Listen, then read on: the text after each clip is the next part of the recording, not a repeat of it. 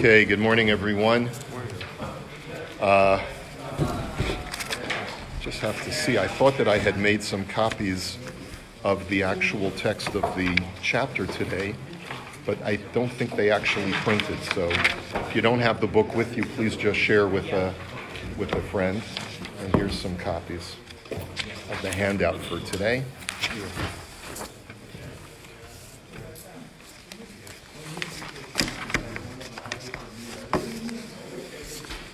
Okay, the chapter that we're studying today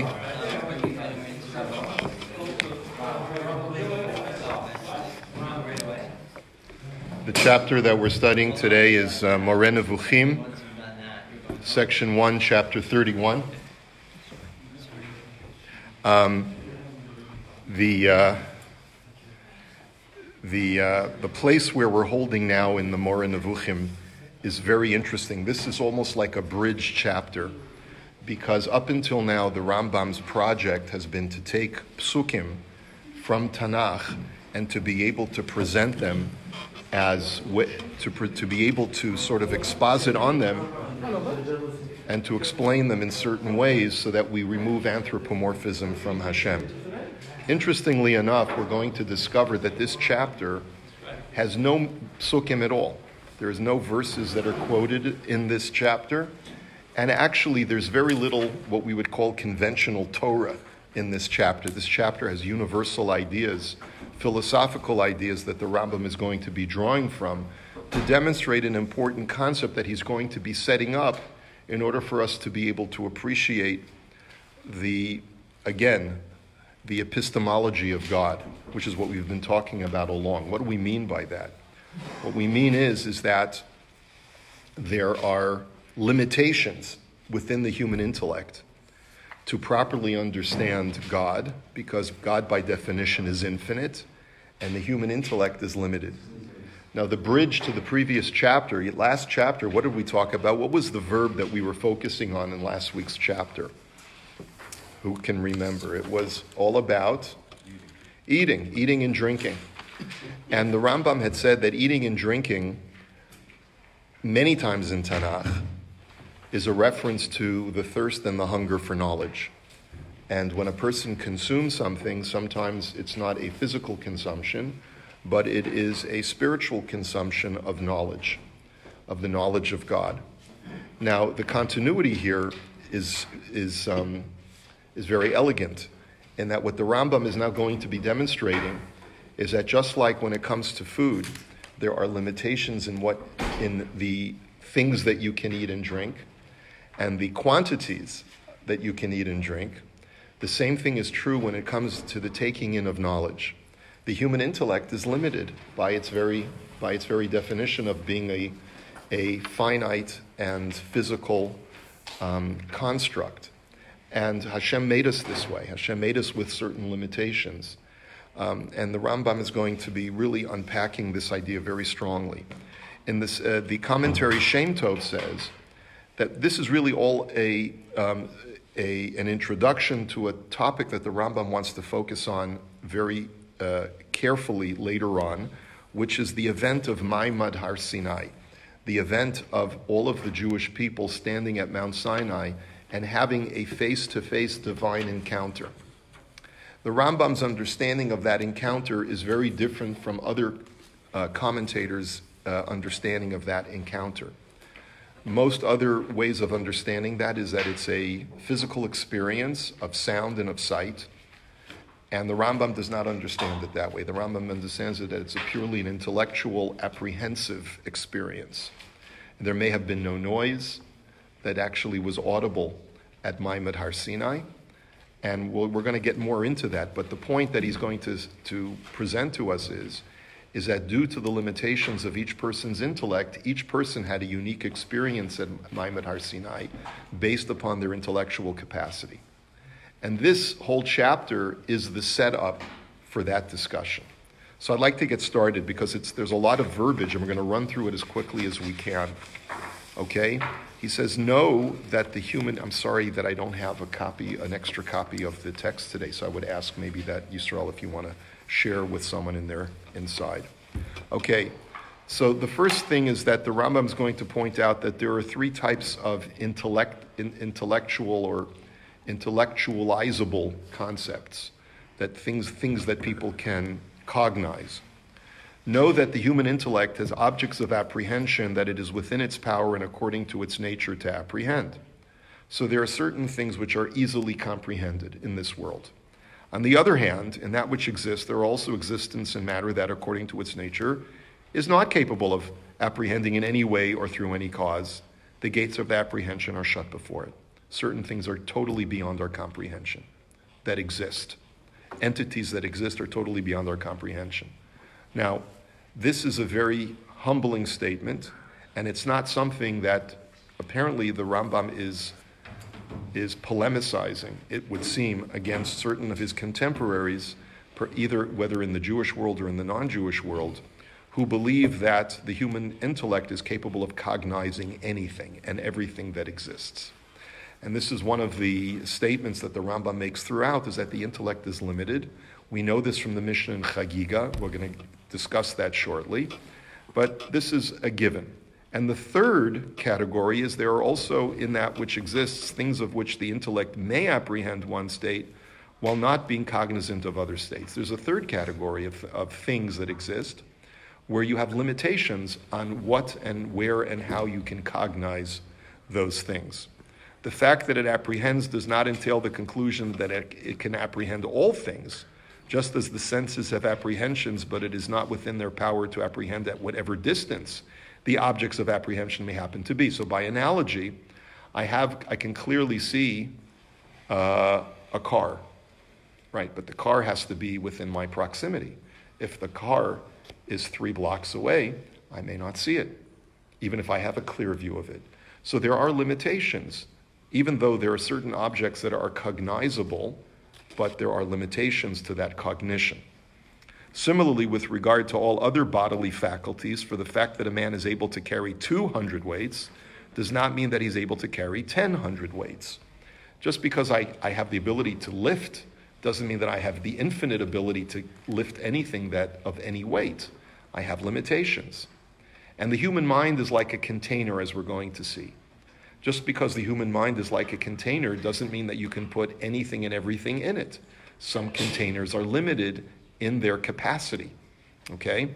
The difference in capacity existing between the individuals of the species with regard to sensory apprehensions and all the other bodily faculties is manifest and clear to all men. And then his next point is that not only when it comes to the objects of apprehension or cognition are there differences, but also within the cognizers, the human beings that cognize, there are clearly differences. We are all unique in the ability that we have to cognize things. And so one person will be able to understand things very well, and another person will be able to understand that very same thing less well. And the two people may flip when it comes to trying to understand something totally different. Like men are from Mars, women are from Venus, right?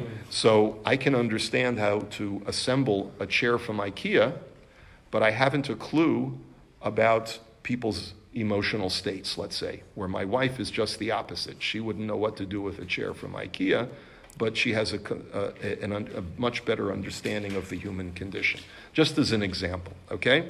However, it has a limit in as much as these capacities cannot attain to every distance, however far away, nor to every degree, however great it may happen to be. And again, these sensory perceptions are limited. The identical rule obtains with regard to human intellectual apprehensions. There are great differences in capacity between the individuals of the species. So he's continuing along this idea. This also is manifest and very clear to the men of knowledge, and he's referring to philosophers. He says that philosophers underscore this idea that, and Aristotle certainly spoke about this, as did many other philosophers, that you are either born with a certain innate quality to be a philosopher, or sometimes a person can be born and due to certain limitations of his naturally endowed intellect, he simply doesn't have he's not cut out to become a philosopher. Or whatever profession. Or whatever profession. But here specifically, he's referring to the philosophers when he talks about the men of knowledge. It may thus happen that whereas one individual discovers a certain notion by himself through his speculation, another individual is not able ever to understand that notion. Even if it were explained to him for a very long time by means of every sort of expression and parable, his mind would not penetrate to it in any way, but would turn back without understanding it. Okay, that's clear. The next section that he's going to address is that just like we've addressed that there are three types of cognizable things in the world, of phenomena, concepts, objects, you can also break it down, those three categories, into three sort of ways that man approaches those areas of knowledge. In other words, what is the yearning for the human being to understand? We've talked about it from the objective point of view of what things are cognizable and what things aren't, and what things are limited in their cognizability. But now let's talk about the subject, man. How does man approach those things which are either accessible or inaccessible to him? And he states as follows. He says, this difference in capacity is likewise not infinite, for man's intellect indubitably has a limit at which it stops. So the first thing he says is that even though there's great difference between different human beings in their intellectual capacity, no one has infinite capacity. You may have one person may have a small container, another person may have a large container, but all the containers are finite in their limitation. So no one has infinite capacity to understand. There are therefore things regarding which it has become clear to man that it is impossible to apprehend them, and he will not find that his soul longs for knowledge of them, inasmuch as he is aware of the impossibility of such knowledge and of there being no gate through which one might enter in order to attain it. And so therefore the Rambam now talks about the yearning that human beings have to attain knowledge. So in the first category of things that are impossible for a person to ever comprehend, once a human being knows that there are certain concepts that are outside of his grasp completely, he'll never be able to even begin to understand them, he stops wanting to try to grasp them. It's almost like, like the Ibn Ezra says about the mitzvah of lo tachmod, do not covet. He says if you view something that doesn't belong to you as something that is completely unattainable, you stop yearning for it. And so, for example, a human being never wishes in earnest, I wish I could fly. Because you know that it's simply not possible to sprout wings and fly. In the same vein, if you know for sure that something is completely out of the realm of accessibility, you stop yearning to try and figure out how to attain it. And of this nature is our ignorance of the numbers of the stars of heaven and whether that number is even or odd, as well as our ignorance of the number of the species of living beings, minerals, plants, and other similar things. This may be anachronistic to us because in science today we've realized that we have access to certain knowledge that someone in the Rambam's time didn't. But the Rambam's examples are, the stars are completely inaccessible to us. We're never going to make it out into space, right? It's just impossible to get out into space. So human beings in the medieval period where I live, says the Rambam, we study the stars, but we know that we'll never be able to count the stars. He said that? Yeah, he says that. To get out there. Well, I mean, that's essentially what he's suggesting. It's impossible to reach the stars. And if it's impossible to reach the stars, we'll never be able to count them. And so we've lost interest. The human mind or the human drive loses interest in things that it knows it simply cannot attain. Okay? Now, on the other hand, there are things for the apprehension of which man will find that he has a great longing. If something that he detects is somewhat accessible, then human curiosity is piqued and he wants to try and figure out what these things are. The sway of the intellect endeavoring to seek for and to investigate their true reality exists at every time and in every group of men engaged in speculation. With regard to such things, there is a multiplicity of opinions. Disagreement arises between the men engaged in speculation, and doubts crop up. And invariably, when something is at the edge of human grasp, and different thinkers are trying to access an understanding of these concepts, invariably people will enter into disputation because one person understands it one way, another person understands it another way. All this because the intellect is attached to an apprehension of these things. I mean to say because of its longing for them. And also because everyone thinks that he has found a way by means of which he will know the true reality of the matter. Everyone thinks uniquely. Everyone has a certain bias towards his own way of thinking. And therefore, I think I'm right, you think you're right. We both think that we found the true understanding of whatever we're trying to comprehend. And that's why there's machloket. That's why there's dispute. Now, it is not within the power of the human intellect to give a demonstration of these matters. And I think what he's trying to say is that I don't need to prove this point. And you know why I don't need to prove this point? Because for in all things whose true reality is known through demonstration, there is no tug of war and no refusal to accept a thing proven, unless indeed such refusal comes from an ignoramus who offers a resistance, that is called resistance to demonstration. The point I think that he's saying over here is that when something is so manifest, when something is agreed upon, when there's consensus on a certain thing, then we say that its true reality is known through demonstration, meaning that it's not something that I necessarily have to argue logically, but rather it's something that is a given. There's certain things that are axiomatic, and therefore there's no reason for any logically thinking human being to challenge those things. So he's transitioned, it seems, from the category of things which are speculative, which means that they're somewhat within human grasp but not completely self-evident. And now he's talking about things that are so self-evident that no one rational would dispute those things.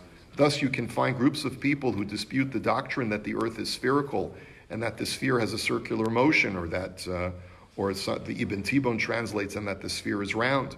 And with regard to other matters of this kind, these folk do not enter into our purpose. Yes, are there going to be people who dispute axiomatic things that have already been demonstrated, like the earth being round? Of course there are going to be. By the Rambam's time, it was manifest that the earth was round. People who think that Columbus didn't know that the earth was round, that's a fallacy. I mean, there may have been people who were primitive and thought that. Look, there was a guy just recently, I just read it online, there was one of these they call them flat earthers. People who believe still in the 21st century still believe that the earth is flat. But they're a laughingstock. This guy built himself a rocket and shot it off in the desert and died, right? Because he thought he could do everything on his own. And he attached himself to the rocket. He put himself inside the rocket, thought he would go up into the sky and be able to see that the earth is flat because there would be no curvature. He wanted to prove it to himself. And Nebuch, he was, unfortunately... recently, a couple of weeks ago. Yeah, unfortunately, people are still somewhat foolish. He says, the things about which there is this perplexity are very numerous in divine matters, few in matters pertaining to natural science, and non-existent in matters pertaining to mathematics. So there are certain things that are axiomatic, especially in mathematics, where, you can't dispute that 1 + 1 is 2. When it comes to natural science and physics and in other areas of studying nature, there sometimes are disputes. And when it comes to metaphysical matters of the understanding of the divine, then you certainly have areas of dispute, because that becomes even more speculative, because these are not things that we can study up close.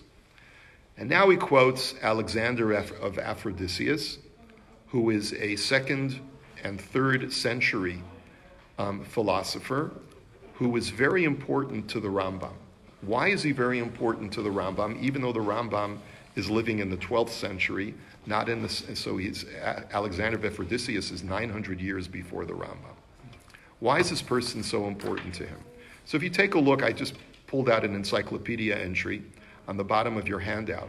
Alexander of Aphrodisias was a peripatetic philosopher, which means he was one of the followers of a certain school of Aristotle, and the most celebrated of the ancient Greek commentators on the writings of Aristotle. He was a native of Aphrodisias in Korea, which is ancient Turkey, and lived and taught in Athens at the beginning of the 3rd century, where he held a position as head of the peripatetic school. He wrote many commentaries on the works of Aristotle, extant are those on the prior analytics, and so forth. Several original treatises also survive, and include a work on fate in which he argues against the Stoic doctrine of necessity, and one on the soul. His commentaries on Aristotle were considered so useful that he has styled by way of preeminence the commentator. By the 6th century, Alexander's commentaries on Aristotle were considered so useful that he was referred to as the commentator. His commentaries were greatly esteemed among the Arabs, who translated many of them, and he is heavily quoted by Maimonides. So, many of Alexander's writings are only preserved in Arabic because the Arab world, for a variety of reasons which are beyond our discussion today, embraced particularly Aristotelianism as the form of Greek philosophy that they felt integrated most effectively with Islam. And the Rambam is a product of that society. And therefore his understanding of philosophy is Aristotelian through a lens of the interpreters of Aristotle that came after Aristotle, and particularly Alexander of Ephrodiseus is one of them. So he said that there are three, and by the way, this document that the Rambam is quoting from Alexander was only extant in Arabic, and you can look at Pine's footnote to learn more about it. He says there are three causes of disagreement about things. Why do people disagree about concepts? One of them is love of domination and love of strife, both of which turn man aside from the apprehension of truth as it is. First reason why people disagree, even within the philosophical community, sort of like a Yetzer Hara that people have to disagree. You find this among chavrusas in the Beis Medrash as well. Scholars who, if my chavrusa says X, I immediately want to assume that perhaps he's mistaken and I will say Y, and it becomes almost like a rivalry of exchanging of ideas. That's one reason why people disagree. The second cause is the subtlety and the obscurity of the object of apprehension in itself and the difficulty of apprehending it. Reason number two is because the object that I'm trying to apprehend is very subtle, very esoteric, and it's not easily comprehended. And that's why people will sometimes disagree about what it is. And the third cause is the ignorance of him who apprehends and his inability to grasp things that it is possible to apprehend. The third reason is because of the limitations of the human intellect. So sort of what we've been pointing out is that the Rambam creates this dichotomy.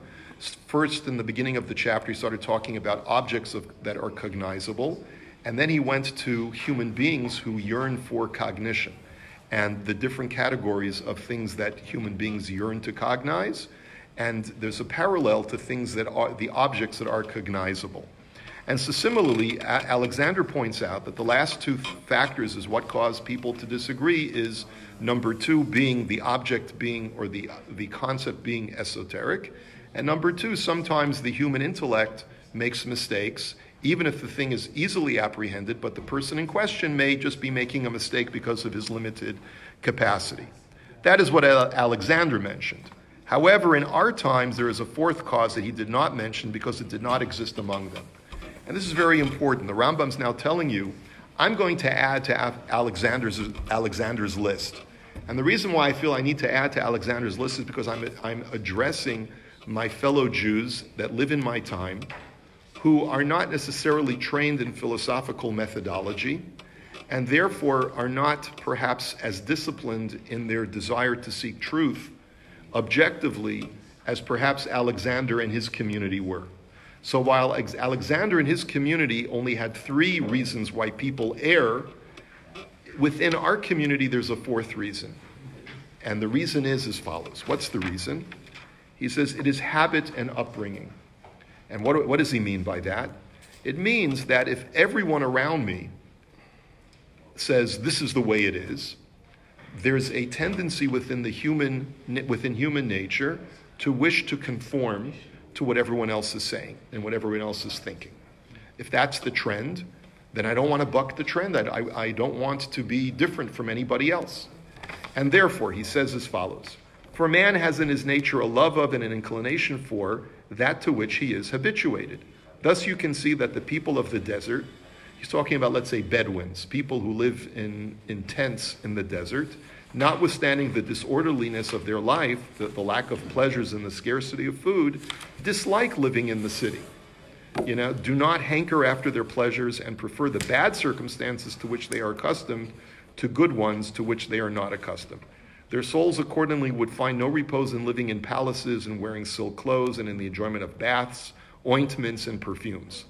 In a similar way, now objectively, the Rambam says, doesn't it feel better to be clean, to smell nice, to live in a home with paved streets? Of course. Why then do Bedouins prefer to live, or the homeless today? Why do we have tent cities in California where people who could live in homes choose, some of them, not all of them, but some of them choose to live a life of homelessness, or the Bedouins who choose to live a life in the desert? It's because that's what they feel comfortable with, because it has that, there's a certain nostalgia to stick with what I know, with what I'm used to, with what I'm comfortable with. In a similar way, man has love for and the wish to defend opinions to which he is habituated and in which he has been brought up, and has a feeling of repulsion for opinions other than those. For this reason, also man is blind to the apprehensions of the true realities and inclines toward the things to which he is habituated. You have to realize, when the Rambam is writing this, the Rambam is a revolutionary in a lot of his ideas, as we know, as we've discussed before. He believes that Greek philosophy is actually very consistent with Torah, and it has to be integrated with our understanding of Torah. So for him to, what he's essentially suggesting is people who are going to be my misnagdim, my opponents. Many times people will oppose the things that I write because it's just not conventional. It's not part of what they're used to. And so a lot of people will read many of my things and say, well, he can't be right because that's not the way I was brought up. Right? Okay, this happened to the multitude with regard to the belief in his corporeality and many other metaphysical subjects, as we shall make clear. Later on in chapter 47, he's going to be discussing this in more detail. But his point is that why do a lot of people think that God has form and God is corporeal? Because when they were brought up and they were taught legends about the way the Jews left Egypt and all of these things, the stories were presented to them in extremely anthropomorphic ways, presenting God as having some corporeality, and they can't get it out of their heads. All this is due to people being habituated to and brought up on texts that it is an established usage to think highly of and to regard as true, and whose external meaning is indicative of the corporeality of God and of other imaginings with no truth in them. For these have been set forth as parables and riddles. This is so for reasons that I shall mention further on. Again, we'll look at chapter 46 and 47. At this point, I just want to mention to you something very, very briefly, and that is, because I know we're running up against the clock, the Rambam's introduction to this 10th chapter of Sanhedrin also addresses this point. And he says that among the common Jew on the street, there are a lot of misapprehensions, misconceptions. And a lot of that has to do with the fact that people oversimplify the words of our sages, failing to appreciate that many times they speak in metaphor. And because they were habituated, they grew up with the impression that Chazal's words were meant to be taken literally, when they were really meant to be taken metaphorically. They're going to reject what I say, and they're not going to appreciate it. And the point that the text that I want to bring to your attention is, he says, if you, reader, are from one of the first two groups, people who take the words of our sages literally, and either say that reality must conform to what our sages say, even though prima facie they don't, or you believe that the rabbis were simpletons, he says, you've got it totally wrong. Therefore, do not pay attention to my words and not to any matter of it, since no part of it will be fit for you, but rather it will hurt you and you will hate it. For how can light foods that are few in quantity but proper in quality be fit for a person who is accustomed to bad foods? Rather, in truth, they will hurt him and he will hate them. Look how he's gone back. Look in his Perush HaMishnayos, the Rambam talks about food. Remember, last chapter 30, was all about how the word eating means in Tanakh intellectual cognition. So it's perfectly lined up with what he's discussing now in chapter 31. He says, did you not know that the people that were accustomed to eating onions and garlic and fish said, and our souls are disgusted? The people of the desert who were offered manna, which is the most sublime of all food, didn't want to eat it because they were used to coarse things. like the Bedouin who's used to coarse life in the desert doesn't want to live in the city, and a person who has certain misconceptions about reality is turned off when they hear truth. Right? People don't know how to handle truth because they've sometimes been brought up in a world that is filled with mistruths. And that's really the point that he wants to say. And this is a setup for the ideas that he's going to present further in Moreh Nevukhim, which is going to somewhat sort of rattle the minds of people who are used to convention when we talk about things like Maimed Har Sinai and so forth. Do that what we have said with regard to the insufficiency of the human intellect and it's having a limit at which